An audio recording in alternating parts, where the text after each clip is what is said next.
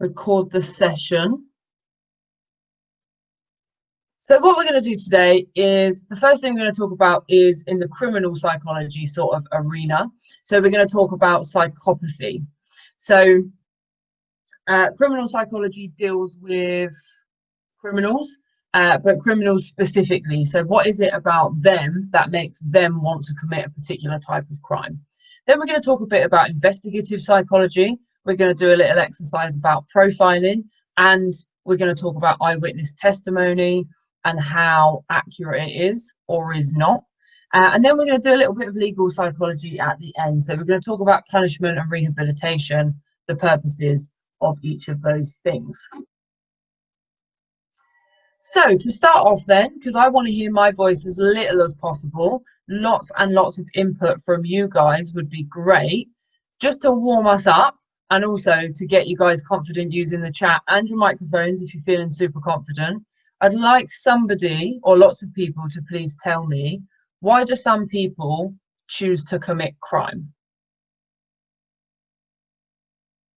Just post it in the chat or whack your microphones on and let me know.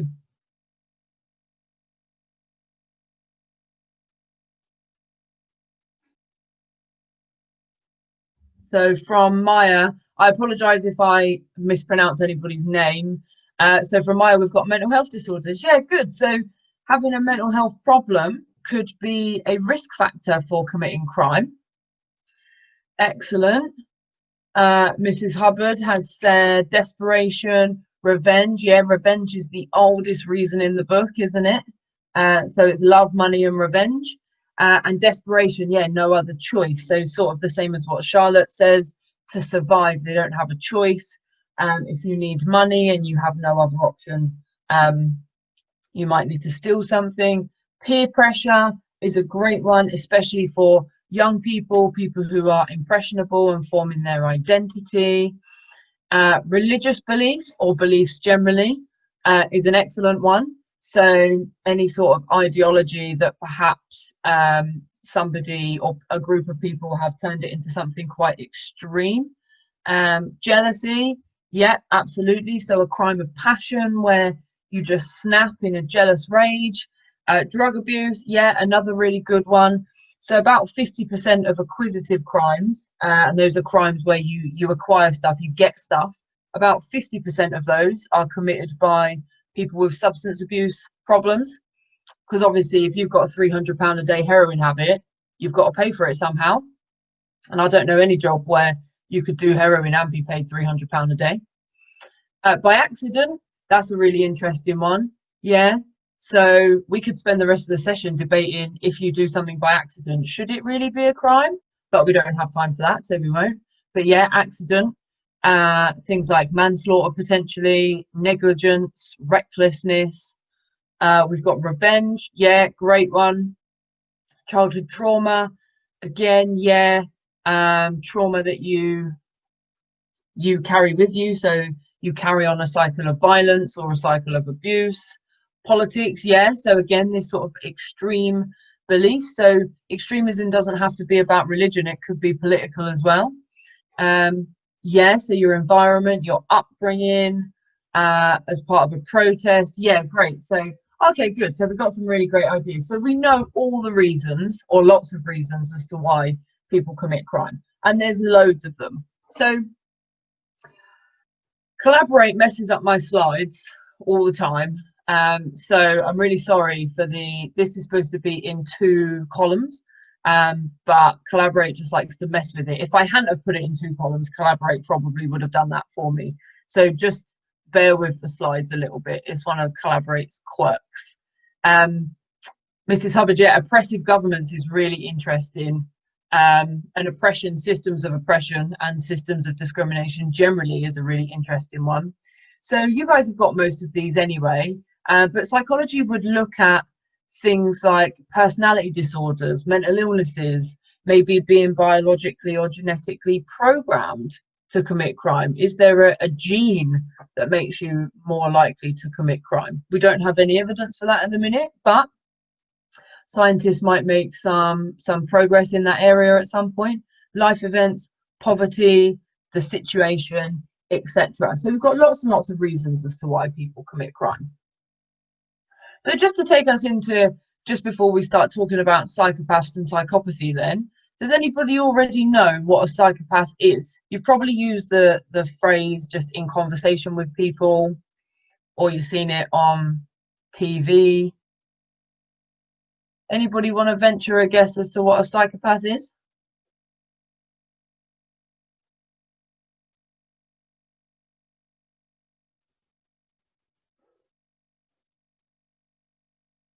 Someone who lacks empathy. Yeah, absolutely. So psychopaths, one of the core characteristics, I suppose, is that they lack empathy for other people. They certainly are very manipulative, so they're very good at manipulating other people. So as we go through these characteristics, sort of try and form a picture in your mind as to what sort of person this might be. So is this somebody that you would want to be friends with? Do you know somebody like this already? Anything else? So we've got lack of empathy, manipulative. Any others?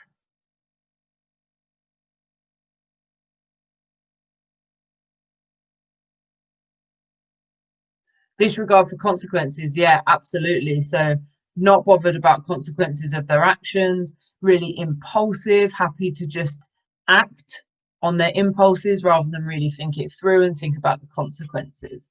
Good. Okay, I think we can work with those. So we've got a list of characteristics here that research tells us is a pretty holistic view of the traits of a psychopath. So these are the kind of traits that you would expect to find in somebody who we could say is high in psychopathy. So you've got the manipulation, you've got the lack of empathy, very impulsive, manipulative, really thinks a lot of themselves. Their ego is really inflated. They lack emotion. They're nasty, and they just have loads of short-term relationships. So these might be short-term sexual or intimate relationships and short-term friendships as well. So this is somebody who just uses people, and they can do this because they're charming, they're really good at lying, and then they feed off of other people. So we've got a question in the chat. What is the difference between a sociopath and a psychopath? I love this question. So that really depends on who you ask.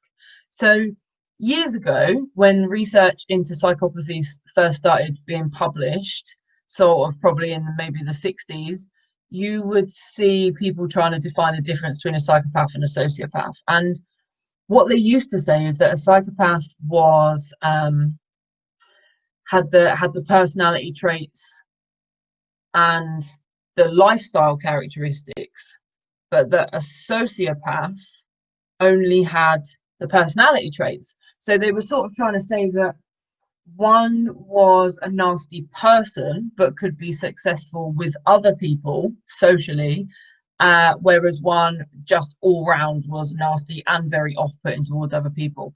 But now we don't really think there is a difference. So apart from semantics, where you say sociopath or psychopath, we don't think there's a difference between the two at all. We think that it's more about being on a continuum of these characteristics and these traits. So they're either present to some extent or they're not, rather than it being two different things. Unless you look in the media and you look on TV and you watch things like Sherlock, where they like to make quite a clear distinction between the two.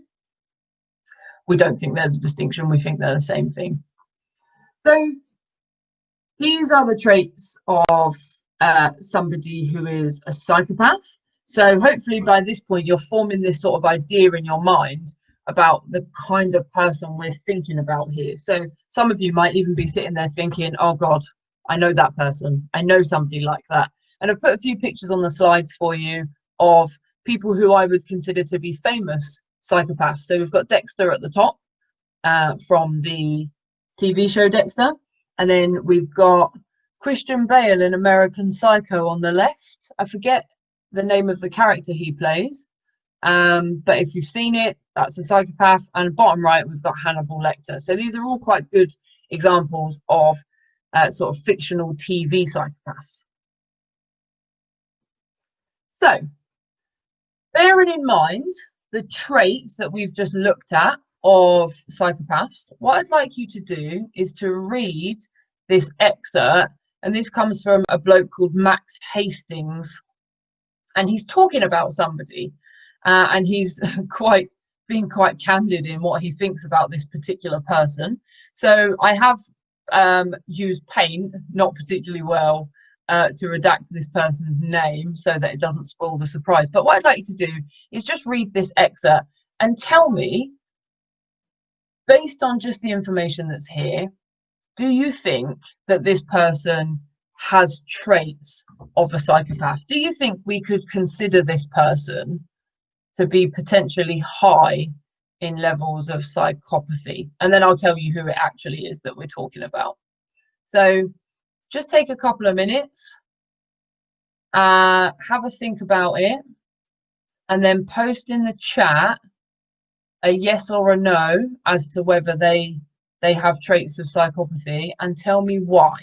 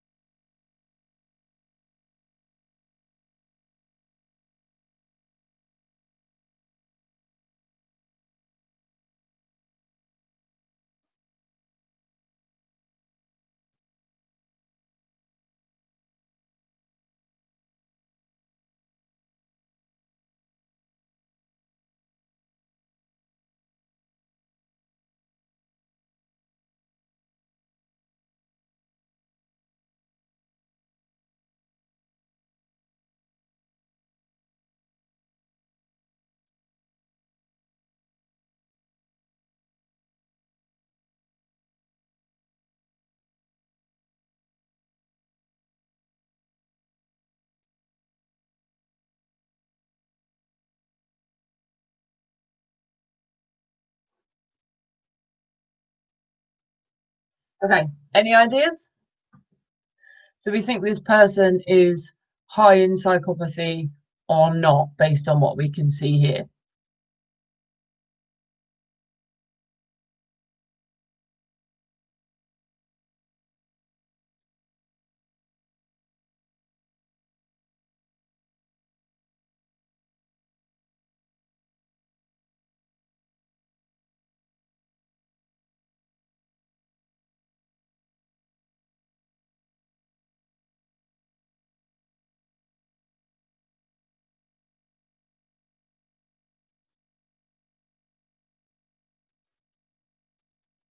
Yeah, great points there, Thomas. So a big ego, being impulsive, lying, and you can't trust them. Yeah, all excellent points. Definitely present in this excerpt about this person, and certainly traits of a psychopath. Good. Oh, I'm sorry. I've only just seen, Mrs. Hubbard, your suggestions. I don't know why they've only just come up, but yeah, we'll get to that. Any other ideas? Any other characteristics in here that make you think psychopath? Maya, yeah, excellent. Disorganized, except when it comes to his own image, because his image and him are really, really important. And it's really important that he is perceived by other people exactly how he wants to be. Excellent points. Any more?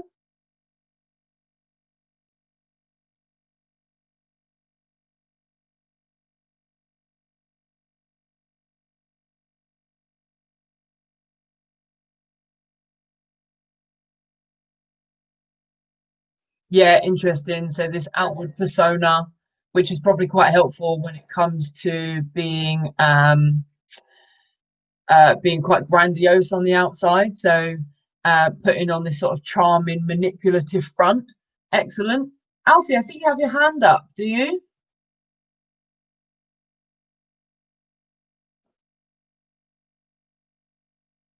No, maybe it's gone. I won't put you on the spot, Alfie, if that was an accident. Any final thoughts before I tell you who it is? Oh, okay, that's all right, Alfie, don't worry. Okay, so just to put Mrs. Hubbard out of her misery, it is Boris Johnson. So obviously for this side, I picked the best pictures of Boris, my personal favourites, not from my personal stash of pictures of him or anything, but these are my favourite pictures of him because I just really think that they represent him more like his true self.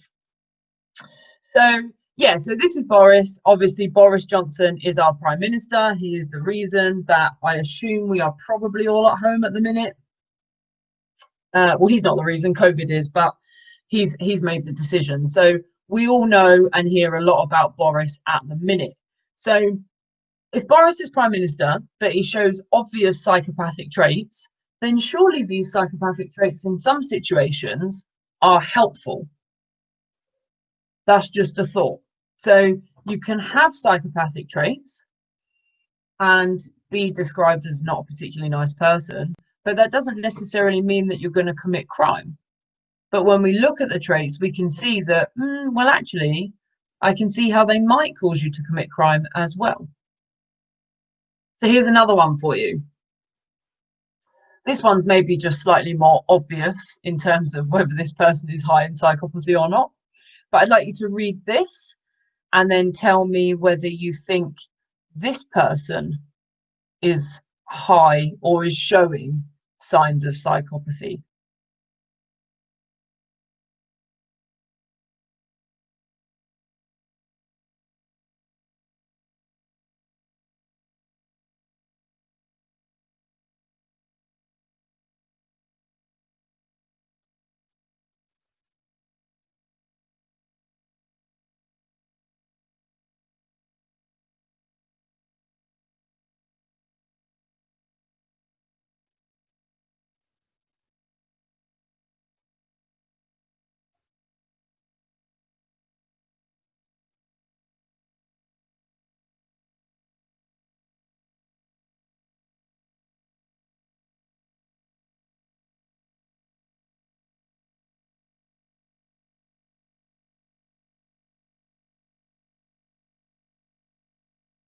Okay, so what do we think?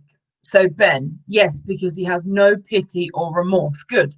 So he doesn't feel any remorse for his actions and he doesn't feel sorry for other people.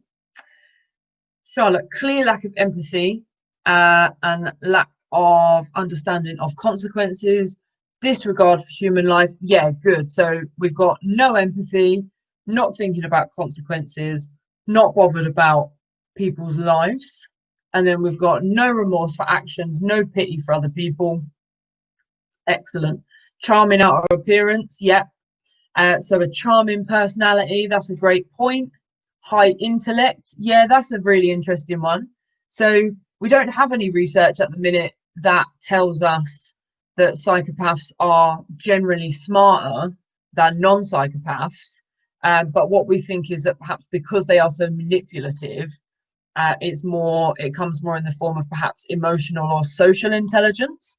The ability to charm and manipulate people. You could make the argument that that is some sort of emotional intelligence and awareness of social interaction. And then we've got unemotional. Yeah, absolutely. So I think we're quite on the same page, aren't we, really, here about this person is quite worrying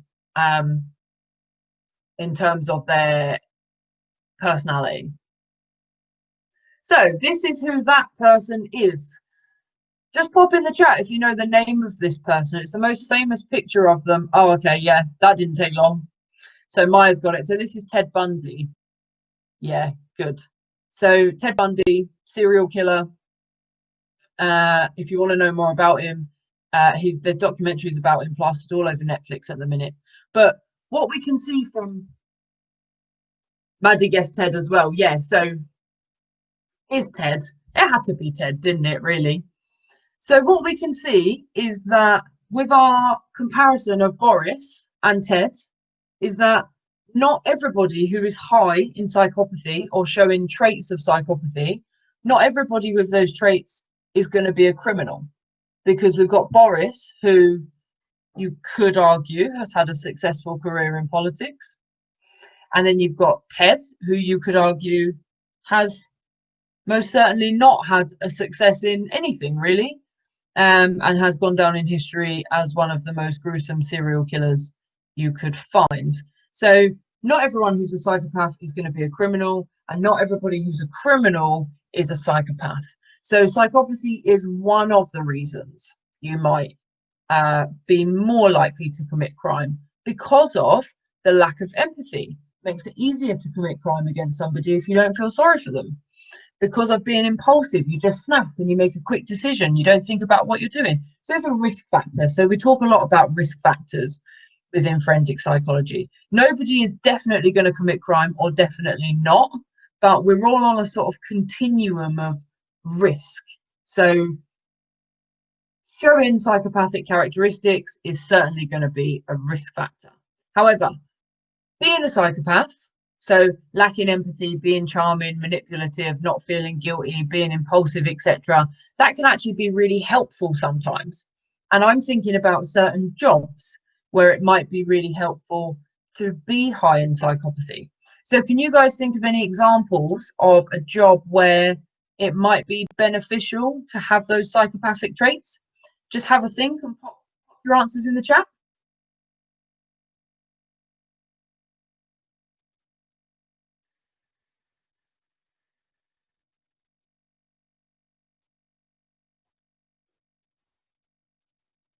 Yeah, great point.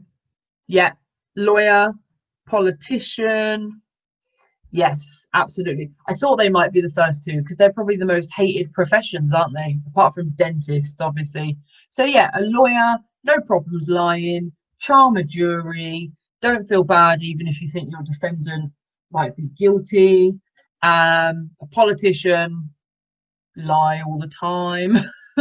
um, Sorry, I just completely lost my train of thought because I was so focused on not going off on a rant about politicians. Charlotte's said it really, you can make people think that you are correct. Yeah, so Boris gets up and he's all charismatic and charming, apparently. I don't personally see him like that, and he makes everybody believe him. The police, yeah, that's a great point. So police officers, with the things that they must see. Another good one, coroner. Yeah, absolutely. Having to, you're not treating people, are you, as a doctor, but you are almost carving up people. So you'd have to have a certain level of detachment and lack of empathy for that.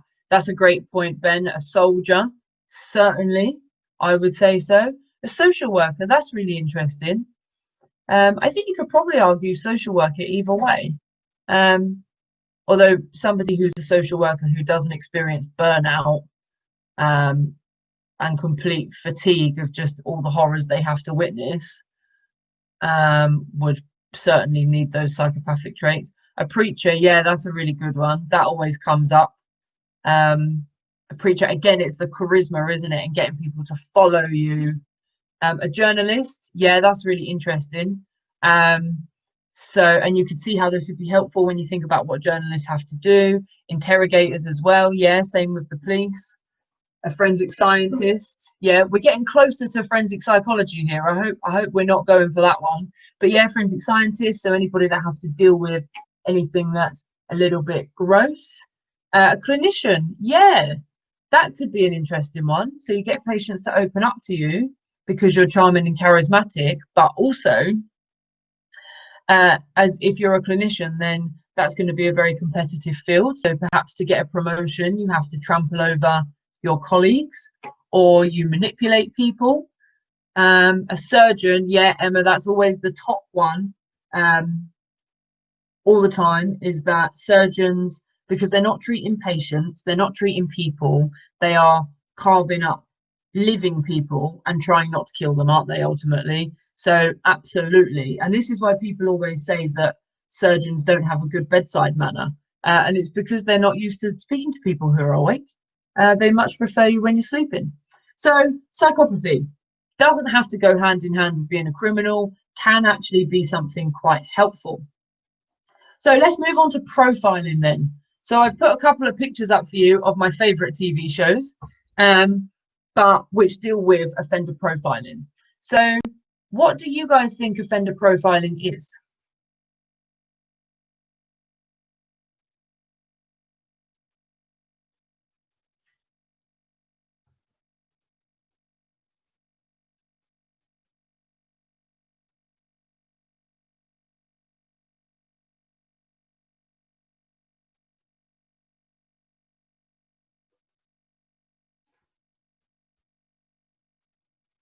Yeah, Maya, you're sort of halfway there.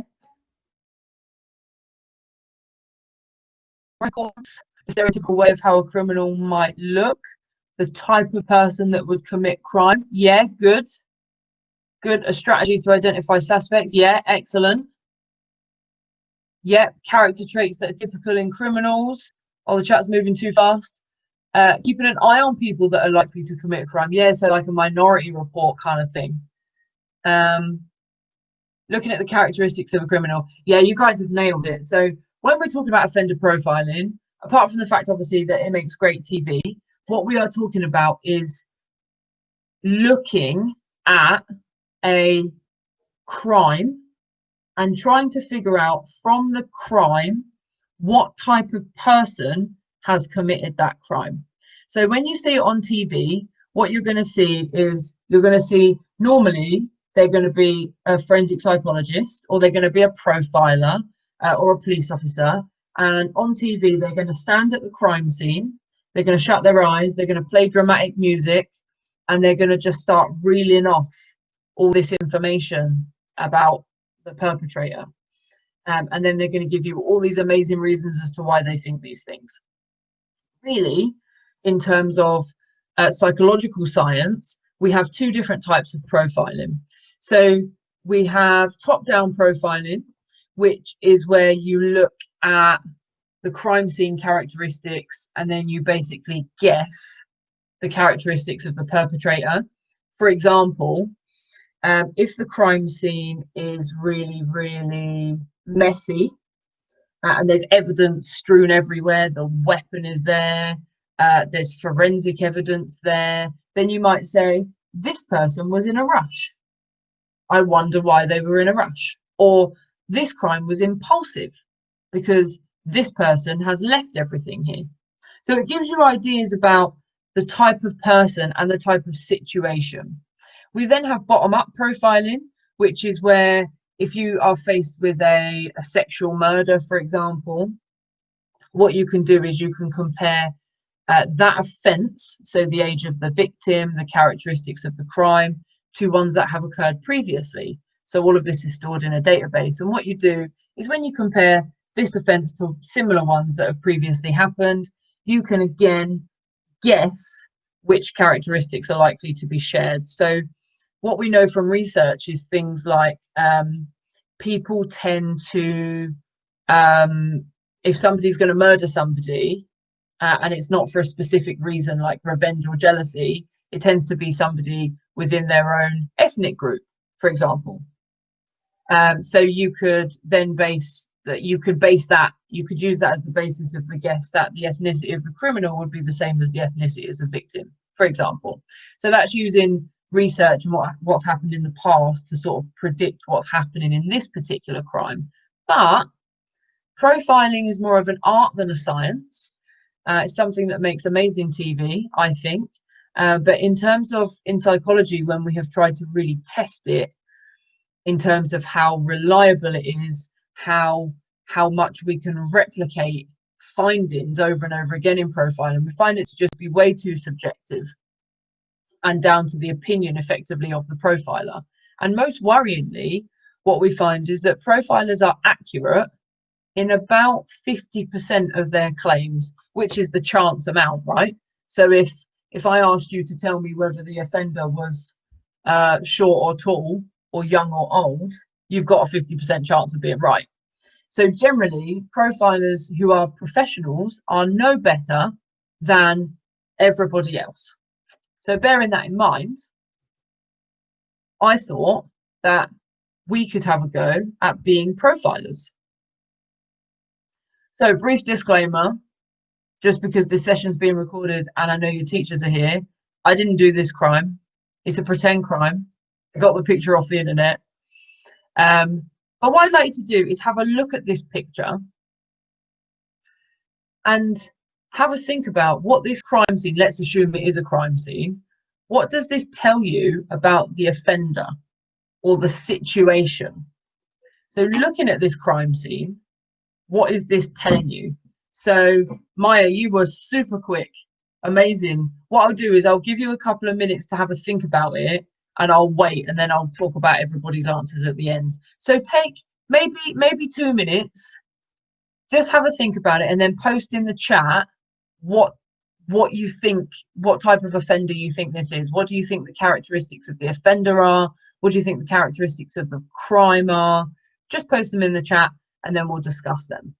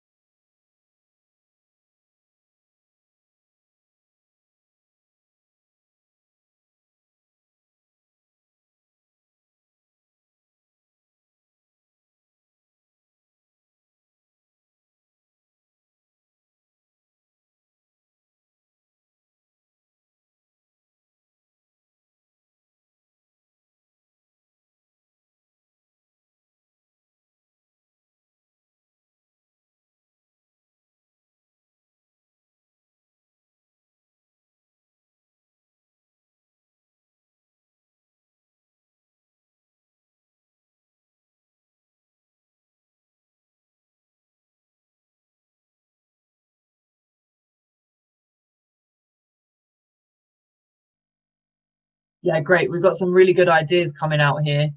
So we've got Maya said domestic violence. So as the type of crime potentially, because obviously this looks like it might be somebody's bedroom.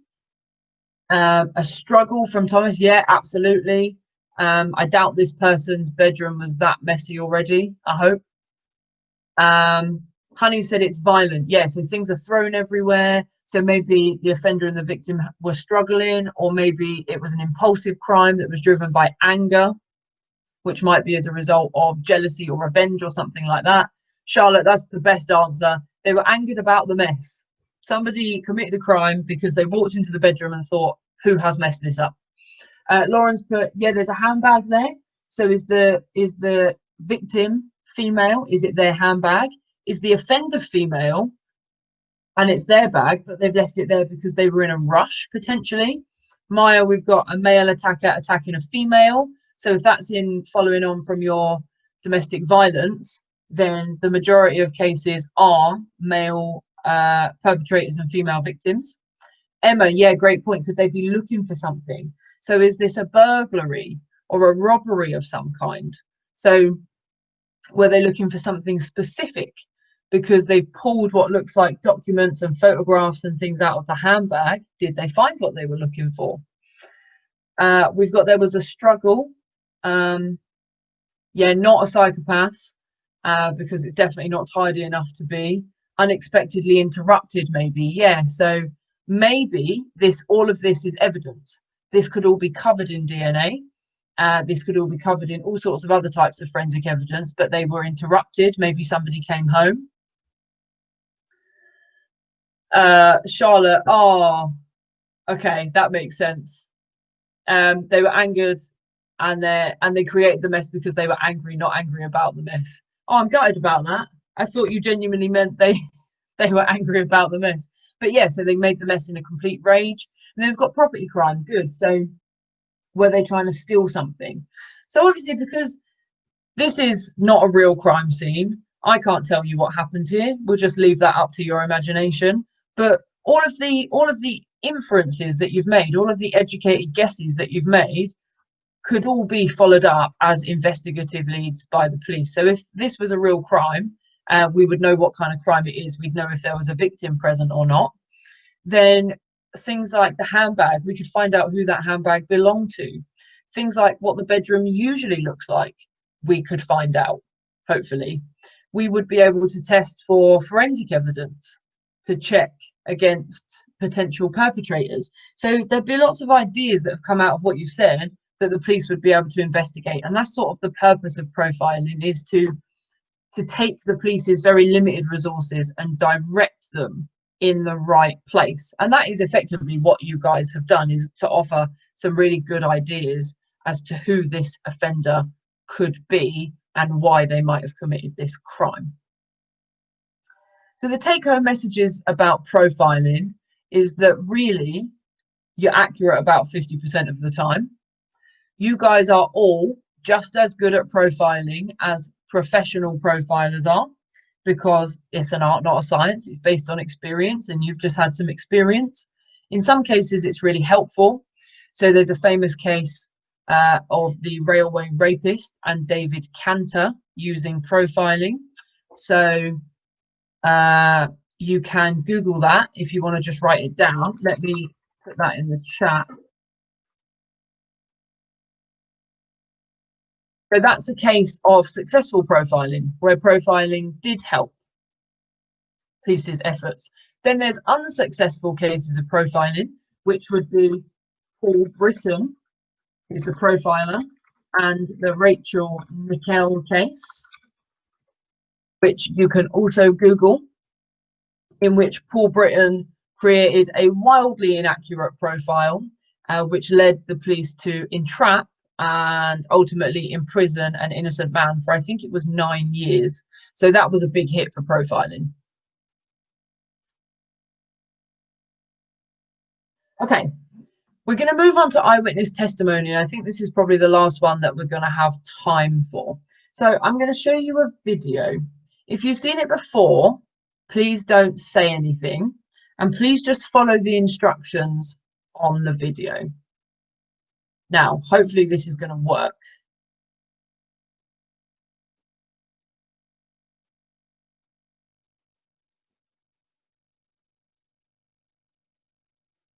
Okay, so you have to count how many times the players wearing white pass the ball between them. Promise you it's relevant. I'll tell you how it's relevant afterwards.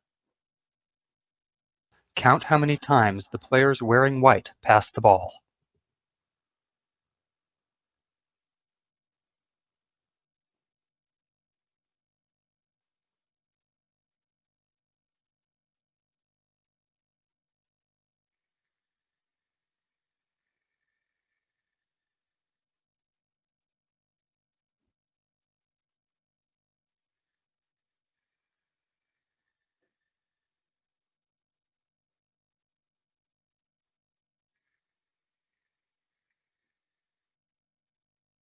The correct answer.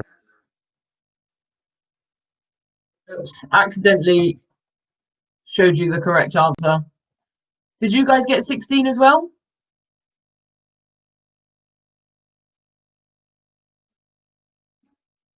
Yeah, Thomas, you got 16? Yeah. And did anybody notice anything else in the video that you thought was a bit weird?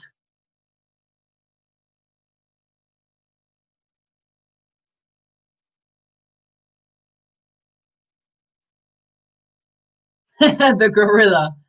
Yes, there was indeed. Did anybody not notice the gorilla?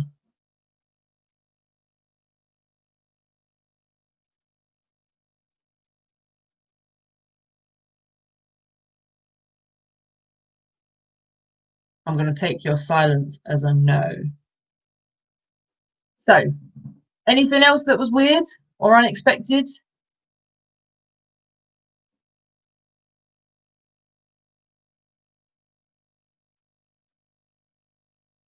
Okay, let's carry on. Is 16 passes. Did you spot the gorilla? For people who haven't seen or heard about a video like this before, about half missed the gorilla. If you knew about the gorilla, you probably saw it. But did you notice the curtain changing color or the player on the black team leaving the game? Let's rewind. Okay, we don't have time to rewind and watch it again, but we have the gorilla, we have the background, but nobody's mentioned the player on the team in the black t-shirts leaving the game. So we use this as a really nice example of when we're talking to witnesses of crimes, what you tend to find is that when somebody's witnessed a crime, they weren't really paying attention. So they weren't looking, they didn't go out that day expecting to be witness to a crime. They didn't go out thinking, oh, I better really keep my eyes open for this because I might see something. And this is called inattentional blindness. So we suffer from this when we're driving. You suffer from this if you are listening to music while you study, if you're on the phone and driving, which you absolutely should not be doing. So inattentional blindness, you are not focusing on the crime. You're chatting away to your mate in the street and the crime happens sort of in your peripheral vision off to the side, and you happen to glimpse a few details. But then you find yourself at the police station giving evidence, giving your witness statement, and they're saying, but you witnessed the crime, so can you tell us all these details? And you're going, no, I can't remember because I wasn't paying attention. So this is a common problem when it comes to eyewitness testimony. So if anybody didn't see the gorilla, see the curtain change color, see the player leaving the game, it's not unusual, and there's a cognitive reason for it, and it's because of inattentional blindness. So that's a normal thing, a normal cognitive phenomenon that happens for humans. When it becomes a problem is when you're asking somebody to recall details about something that are really, really important. For example, a witness to a crime. This could also be a victim to a crime. So if someone's a victim of a crime and a weapon was used and the weapon is threatened, then the victim is much more likely to remember the details about the weapon. So you see people remember the details about the gun or the knife or whatever the weapon was rather than the perpetrator. And this is because they're so focused on the weapon because they're so scared of it. So it's not just witnesses that are outside, it's victims as well. So we've got to try and get some sort of accurate, reliable testimony from people who witness crimes. I'm sure you'd all agree that that's a really important part of our justice system. So what I'm going to do now is I am going to ask you to watch another video. Just need to share it with you. It's a really, really quick one, so if you blink, you might miss it.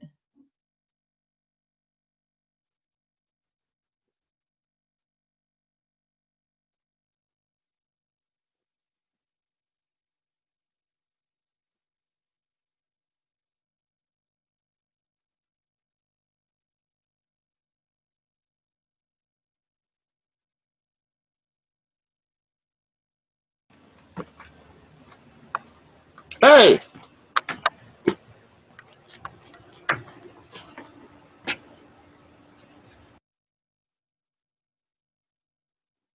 Okay, so we don't know exactly what crime this kid was committing. Maybe he's trying to break into this bloke's car. Maybe he's trying to do a bit of trespassing. Maybe whatever he was standing over was a person and he's just beating them up or whatever it was. But what I would like you to do now is to identify the perpetrator, identify the kid in the video. So here's your choices. What I'd like you to do is pick the perpetrator and type the number in the chat.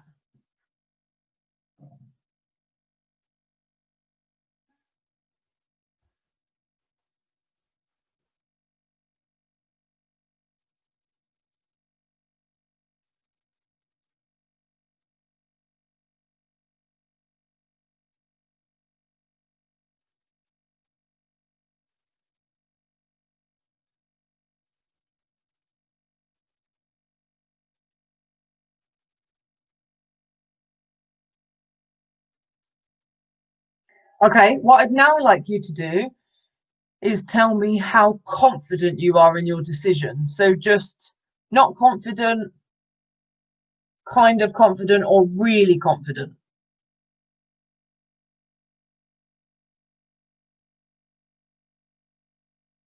Okay, so Lucas is extremely confident that it's number 2. Ben isn't confident at all. Neither is Lauren. Julie, oh, you're moving really quickly. Imogen's kind of confident. Emma's half confident. Okay, so we've got sort of not at all 50-50. Okay, so the perpetrator is not there. So in that lineup that I just showed you, the perpetrator that I showed you in the video was not present. So it's a bit of a trick, but we call that a target absent lineup. The reason this is important is because if we go back to the lineup I showed you, you glimpsed that perpetrator for seconds. And what I've done is I've showed you 6 pictures immediately afterwards.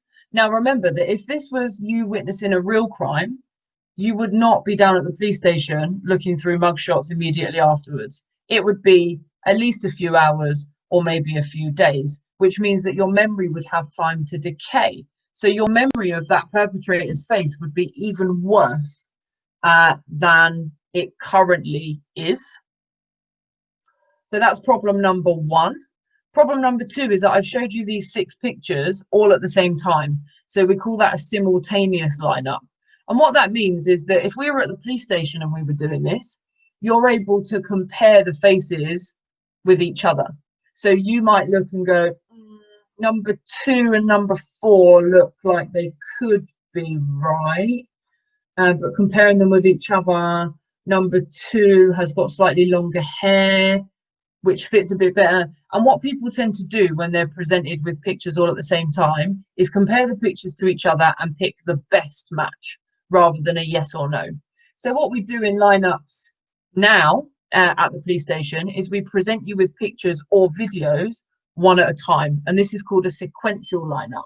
So we do it in a sequence. So you say yes or no to each person before moving on to the next, and this allows you to compare the image or the video of the suspect to the image that you have of them in your head.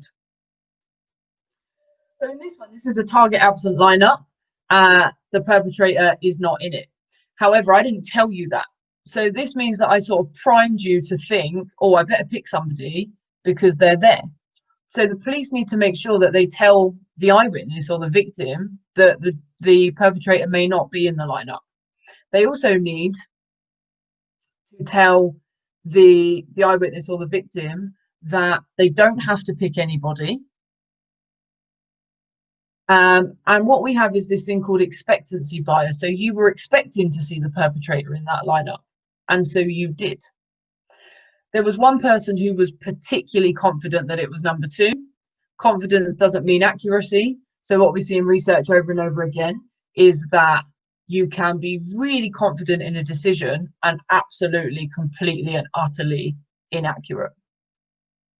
So for psychologists, we are interested in making lineups as reliable and objective as possible. So we do research about whether you should present the pictures all at the same time or one after the other. We do research about what to do with distinctive features. So if someone has a massive tattoo on their face, you can't then find 5 other people to put in the lineup that also have a massive tattoo on their face and look similar. So you just Photoshop the tattoo on to every other person. The person conducting the lineup shouldn't know who the suspect or suspects are. And you need to have foils. These are people who are certainly not the perpetrator in the lineup who actually look like your suspect.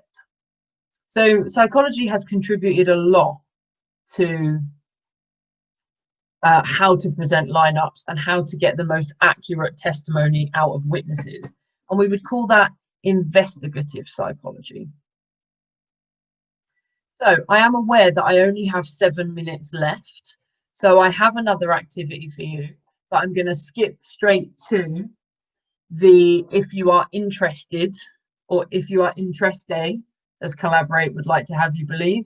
I've put on a few books and a couple of things that you can get on Netflix or YouTube if you want to watch/read them. They're not textbooks or anything particularly heavy, but they are very interesting things that deal with various different elements of psychology, of forensic psychology, I should say, not just general psychology. And so, do you guys have any questions? So we have a whole 7 minutes left for questions. So you can ask questions about anything that we've covered today, anything about forensic psychology, anything about studying at university, literally anything you want. And you can do that in the chat, or you can pop your microphone on and ask if you would like to.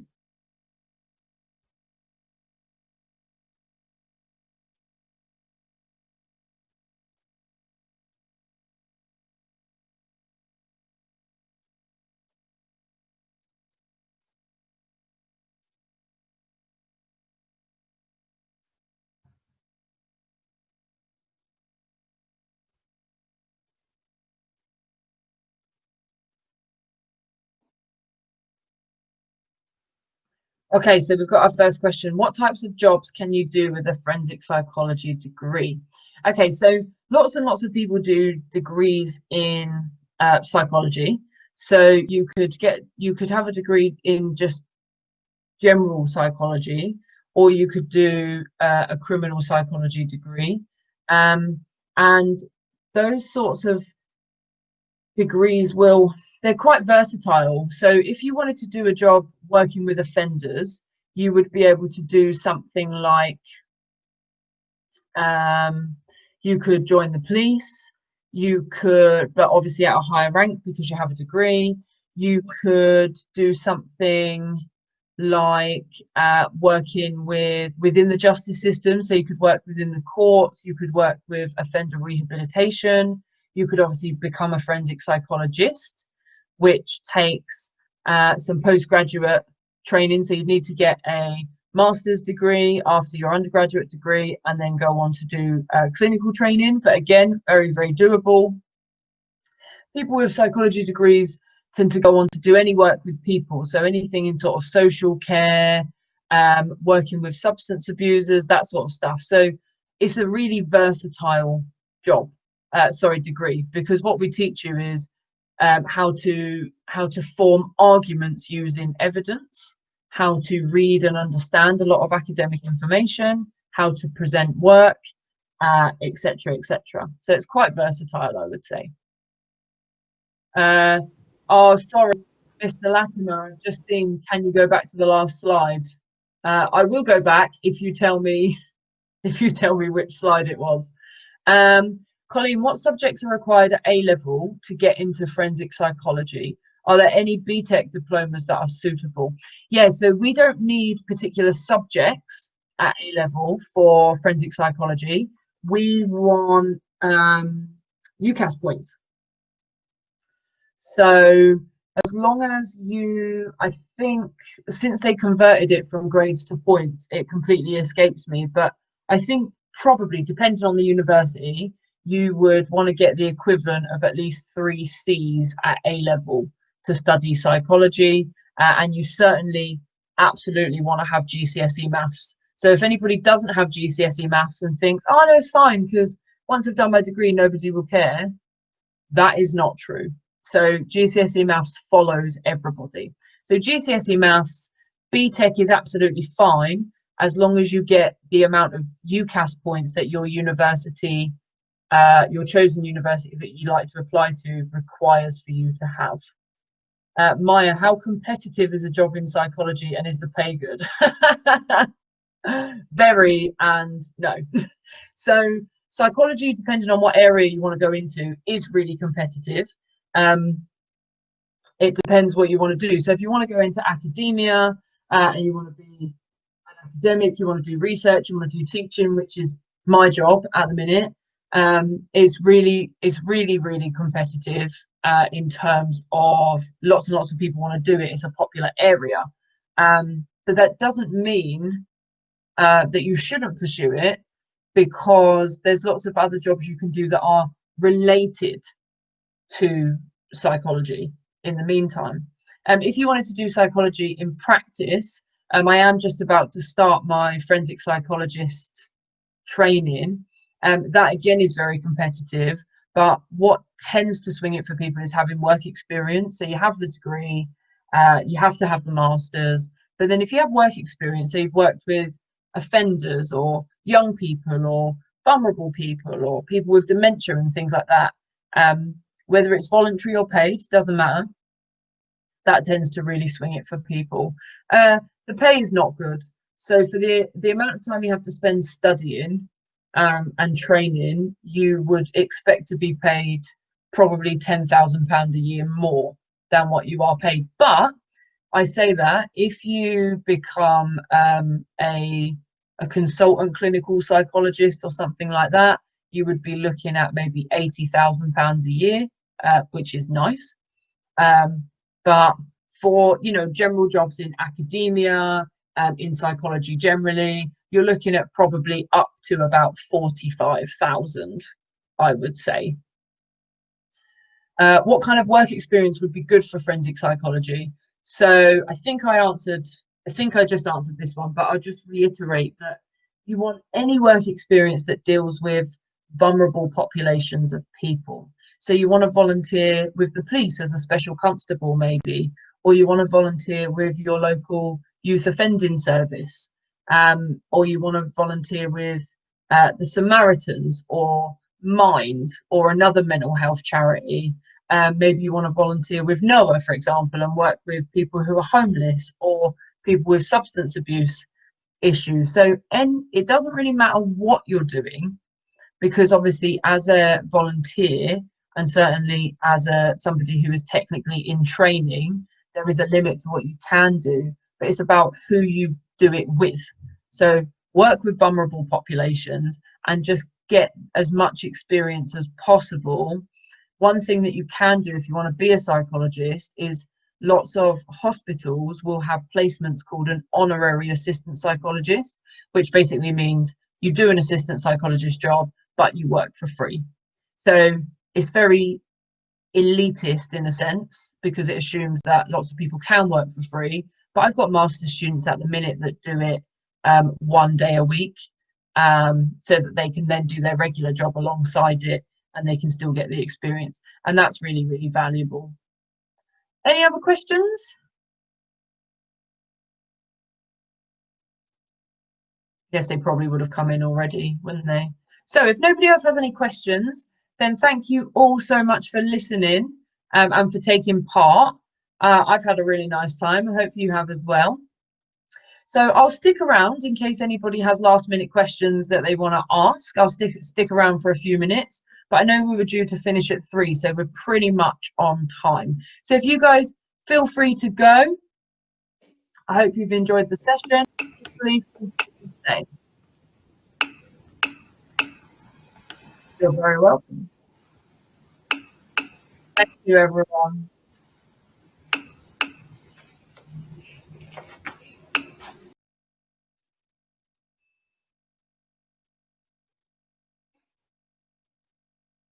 Thank you. Wow, there's so many thank yous.